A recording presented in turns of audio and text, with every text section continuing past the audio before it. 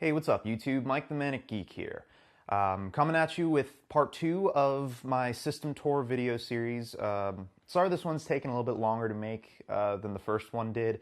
Wanted to mix up some of the camera stuff a little bit, but really more than anything, I've just been dealing with a lot of personal stuff on my end. Without going into too much detail, I got problems. But who doesn't? Anyway, shifting back over to the positive. Another disclaimer, same one from the first video. I am no fanboy to any manufacturer of hardware. And if my fiance's computer isn't evidence of that at this point, then I don't know what to tell you, really. But anyway, here we go. Part 2. This is my fiance's rig. So to begin with, the case that we're using for this build is the Corsair Graphite 760T. She immediately fell in love with this when it first came out, and it offers a really big, spacious interior to build in and gives you a nice big acrylic side panel to show off all that hardware.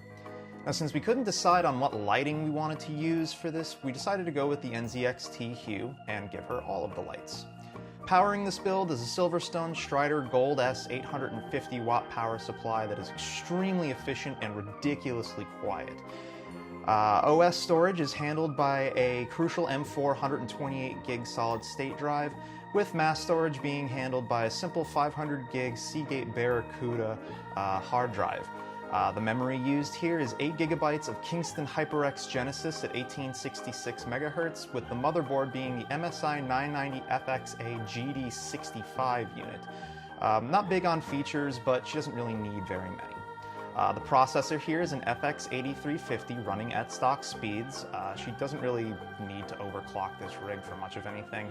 And keeping this processor nice and cool is a Corsair H100i liquid cooling solution.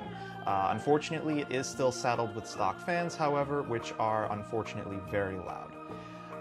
The graphics card, which is really the meat and potatoes of this build, is a Galaxy GeForce GTX 670 reference card. This is a 2 gigabyte model, and for 1080p gaming, it really doesn't get much better than this. Plus, it boosts itself to 1105 megahertz, so not too shabby.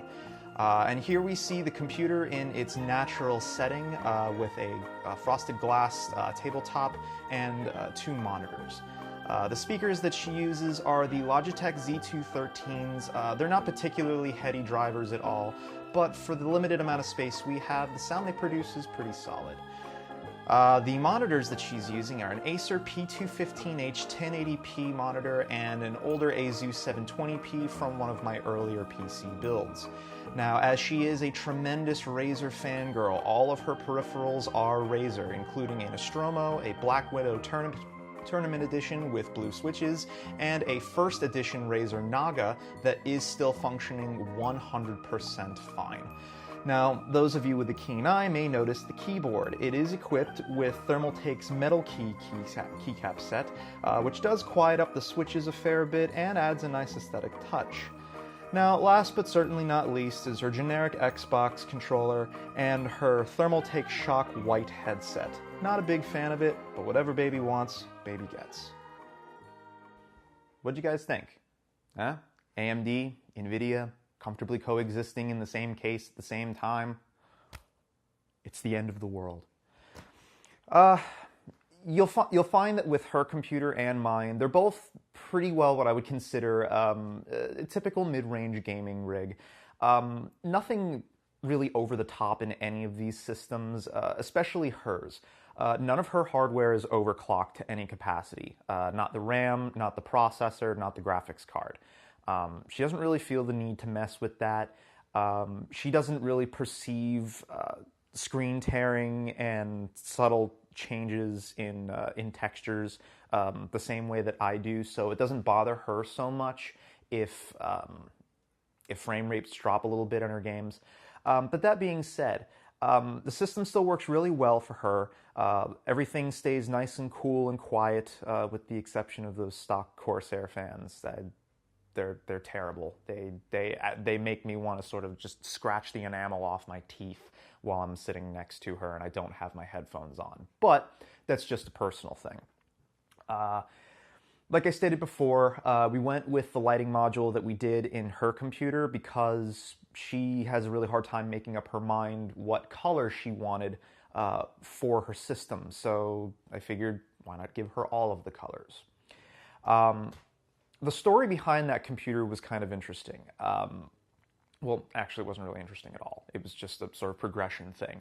But when I first met her, the computer was based on a BioStar AM3 Plus motherboard, a quad-core Zambezi processor, and an EVGA GTX 560 superclock card. I was also running 8 gigs of G.Skill Ripjaws X 1600 megahertz memory, and that thing was a dog. And unfortunately, it was mostly due to the processor, just holding everything back. And then over the course of a couple of years, we would upgrade this, upgrade that, and now it's gotten to the point that it is today. Will I stay AMD with this rig moving forward?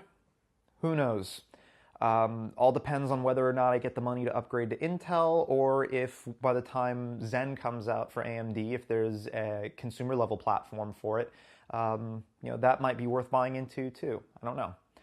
But anyway, let's wrap this all up. That was my fiance's rig. Hope you guys liked it. Don't forget to thumbs up and subscribe if you want to see more content like this. And yeah, stay tuned for the final system tour video where I take you guys on a tour of my glorious rig. It's actually not really that glorious at all, but I like it.